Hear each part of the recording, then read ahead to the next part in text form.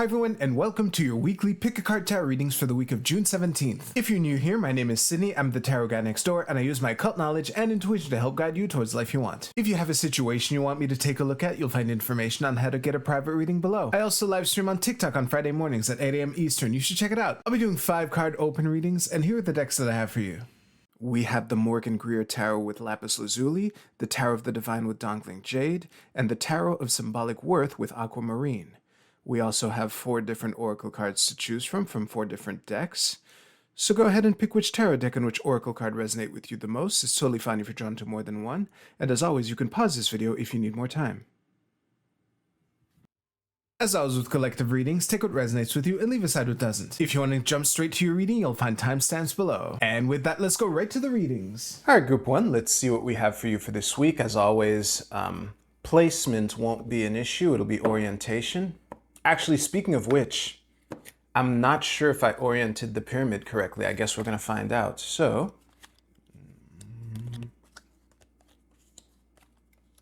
well, this is nice. All right. Yeah, this really will be the test.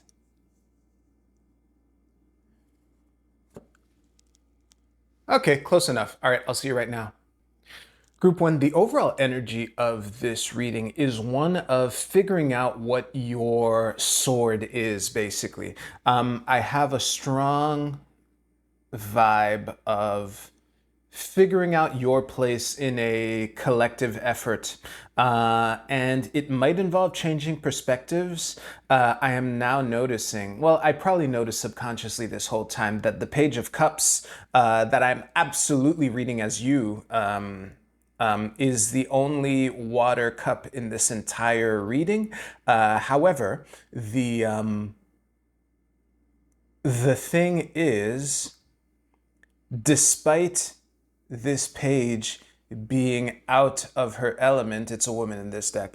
Oh, and we all have the entire deck inside of us, yada, yada, yada. But yeah, despite this page being out of her element, it's this fish, which I always read as, you know, that weird thing that you like, combined with all of this air.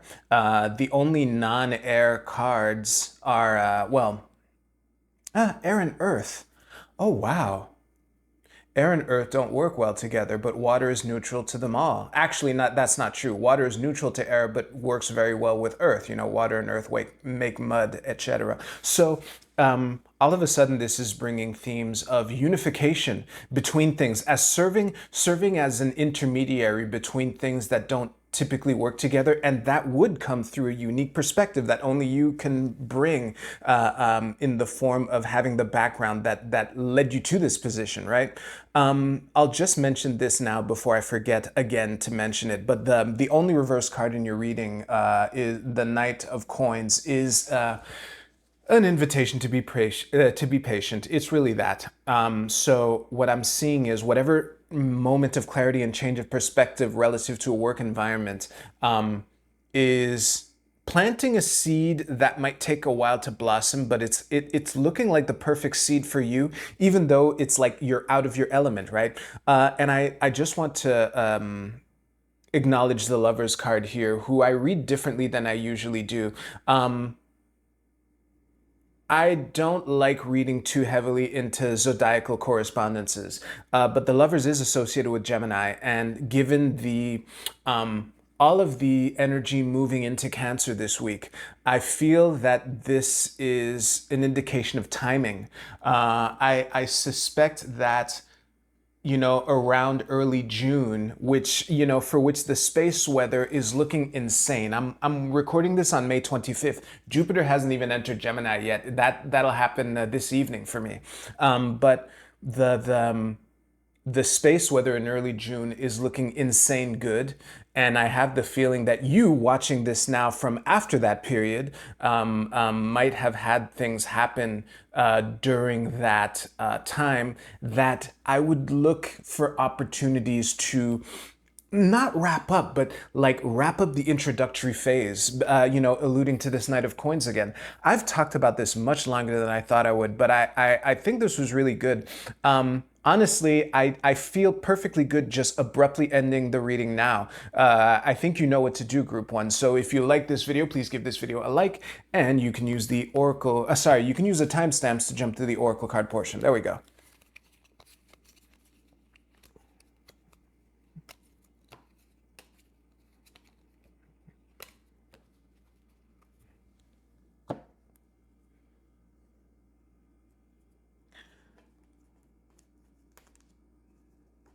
All right, Group 2, I'm having trouble picking up your deck, but here it is.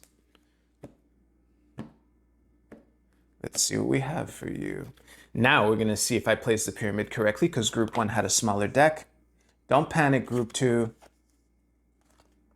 Double threes, okay. Okay, so we have double threes, two majors. Oh, wait, I didn't even name the cards. Oh, I'm taking this as a sign of progress because I recognize them all, but to prove this to myself. So this is the World reverse, this is the Queen of Wands reverse, this is the Chariot reverse, this is the Three of Wands, Three of Swords. At the bottom of the deck, we have the Eight of Cups reversed. Oh, yeah, the whole thing. Oh, yeah, I did. Oh, okay. During Group 1, I was talking about how I wasn't sure if I had oriented the pyramid, when setting up this shot, but it looks like I have. Awesome. I'll see you right now.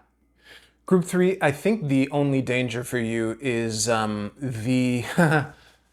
Yeah, actually, I'll start with the scary danger because honestly, as a whole, this week is looking awesome for you, potentially. Now, to actually finish the thought that I've been teasing, the danger for you for this week is one of letting either a lack of progress or, when a friend of yours has a habit that annoys you, it's not that thing. Let's say clicking a pencil. I know many of you might have viscerally reacted at the mere mention of that. So let's say you have a friend who keeps clicking their pencil during meetings or whatever. That in itself isn't a big deal, but it's extremely annoying for people who aren't clicking the pencil. Hence why I even thought of it, viscerally, while, what annoying behavior can I reach for? That's what happened.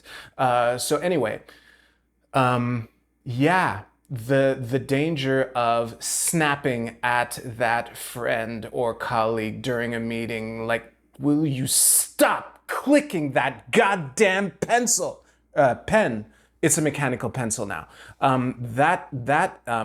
Making rash decisions because of a straw that broke the camel's back, I would say as the only or the main the risk that I'm focusing on for this reading. I'll put it that way. So to come into this, as soon as I paused, I noticed that this entire line here is reversed. So given the overall reading, I'm reading this as prolongment. And actually, I might as well mention this now. I don't normally like doing this, but I did this for Group 1, and I guess I poisoned my brain. I don't like reading too much into zodiacal correspondences with tarot cards. However, there is a lot of energy moving into Cancer this week. The Chariot is associated with Cancer. The World is associated with Saturn. Where is Saturn right now? Wink, wink. So I'm taking this as a reminder that the long true victory is it happens over time, and just because you haven't found that ninth cup yet doesn't mean it's not out there, and doesn't mean you're not walking towards it.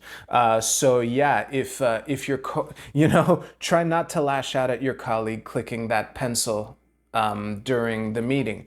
I think that's the only thing that could potentially sabotage anything. And it might be like the proverbial pencil clicking might be particularly annoying this week because it reminds you of some kind of past disappointment or some kind of past pain that's kind of getting, pushed. Let's say out of some wild fantasy, you've known more than one person who clicks their pencil, or pen.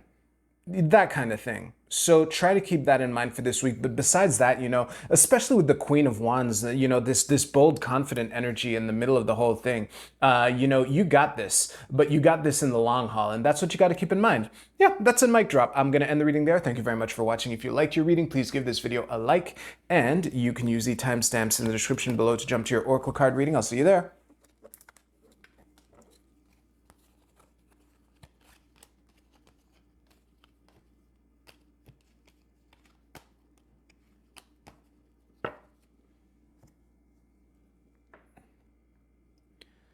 All right, group 3. Let's see what we have for you for this week. My pyramid placement is pretty decent, so as long as I aim for this point.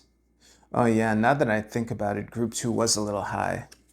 Anyway, regardless of anything, well, look who's on top of the world this week. As the Emperor. Oh yeah, we all have the entire deck inside of us. Any card can be any gender. I look at my statistics. I'll put it that way. So let me just, this should be pretty good for you. Yeah, awesome. I'll see you right now. Group 3, I don't know if you're the Emperor on top of this reading or if you're the Priestess looking at the reading from afar. But the overall energy of this reading is a vibe of figuring out how to harness potential energy and bring it in to a structure to point it in a direction, basically. Because, oh, yeah, we have the 2, 3, and 4, so there's the progression there. What I was analyzing the 2 and the 3 and the 4 individually before realizing that there's the progression. That's why I was surprised there. But, we have, the decision-making and duality. We have the potential, bringing something, making something flourish from that. And all in all, we have the structure represented by the very block that the Emperor is sitting on in the Major Arcana, 4 over 4. And the double 4, which is the 8, which has that, scales on it in this one, which provides the whole looking at finding the balance between different perspectives. And yet these perspectives aren't that different because we have all phallics as far as the pips are concerned, right? So these are different perspectives that weren't so different after all. That kind of movie ending type of vibe. But in order to set up the sequel, honestly, the only thing that is confusing me right now is what to say to the Priestess. Because I guess it would be, you might have something to contribute. You know how right out of the gate I I explicitly said that you were silently observing the situation from afar. It is possible that by saying the right thing at the right time, you can have your opportunity to influence the outcome in the beneficial way that you can see. So yeah, even if you're not like the boss, quote unquote, running the entire situation, or at least the master in whatever is relevant to you, however this energy applies for you for this week, there is still something that only you can contribute. And, again, we have the keys in the deuces that are the keys that the Priestess is holding. So in short, both of you are in this reading twice. And yeah, try not to... don't be so humble that you walk by an opportunity to contribute, Priestess. I'm looking at you. I think that's a good note to end on. So if you liked your reading, please give this video a like. And if you don't want to watch me pick up your reading, you know what to do. The timestamps are right below.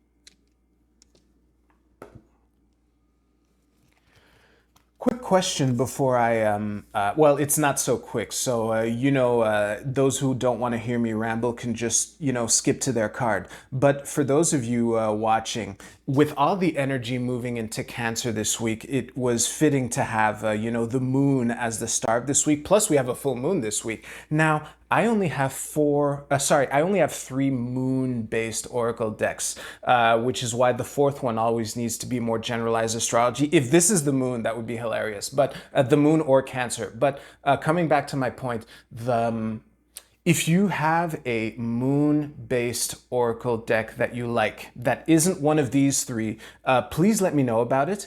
And if I also like it, I'll definitely get it, because sometimes the moon is the spotlight, and it would be really cool to have a proper moon-themed oracle portion. Now, for those of you who chose Group A, your card is the full moon in Taurus. Your dreams need a practical plan. That is very fitting. What I would say, how I would fit these into the readings that I gave is plan your work and work your plan. Actually, now that I look at the bottom of the three decks that I have off the camera here, all three tarot groups, you have the notion of keep putting one foot in front of the other and knowing where you're going, and to keep the long term in haul. This is Taurus. This is fixed, fixed Earth. So it's the long haul. Yeah. Group B, your card is last quarter moon in Libra. Make time for self-love. Let me stare at this card for a moment, actually. Yeah, I'm basically going to leave it at the surface level of, making time for self-love with the last quarter moon in Libra. How I would apply it concretely is that self-care and at least taking time to unplug, it is how you can, make space for shower thoughts to arise, so that, that miraculous solution for a problem that you've been thinking about for a while just suddenly comes to you in the shower. And B, also make sure that you're actually ready to be your best on game day. Professional athletes put effort and planning into their rest as well. So keep that in mind. Group C, if this is the moon or Cancer, and it's neither, it is transits with a message of climate. Honestly, the way that this is fitting in, I would pay attention to the systems that you have in place. I'm reminded of something I picked up in self-help circles about how, motivation and will is like a battery, whereas your environment and what you set up is like a magnet. Batteries eventually run out of charge, but a magnet just magnets, So if you pay attention to, this would be a good week to audit, what is around you and what the things around you reflexively tempt you to do. I worded that very deliberately. Group D, of course, the Moon Oracle is going to be last. Your card is Compromise, the balsamic waning fire moon. People who've chosen this deck often know there's a lot here. Let me just analyze everything. All right, so as far as the timing way to read these cards, I'm not sure where the new moon in Leo will be, but depending on where it is, the next waning crescent fire moon that we will have will likely be around that period. So that's early July, late June. If that doesn't work, if it's at 1 Leo or something, then the next one will be around the Sag new moon in December, I guess. But coming back to the other ways of reading this card, now that I'm done geeking out, it's reaping what you are ready to plant next time, because the phase of this is just before the new moon, so it's reaping the last little benefits, that last little wrap up before you begin the new cycle. And I think that for many of you, that is either a reminder that you're in it for the long haul. Some of you needed to be told that, or it is a reminder that you already have everything that you need. All you need to do is recognize what you already know and have that is useful, and be patient. Yeah, that is a mic drop. So I'm going to end the whole video there. Thank you very much for watching. If you like this video, please give this video a like. I hope y'all have a great week. Take care. I'll see you soon.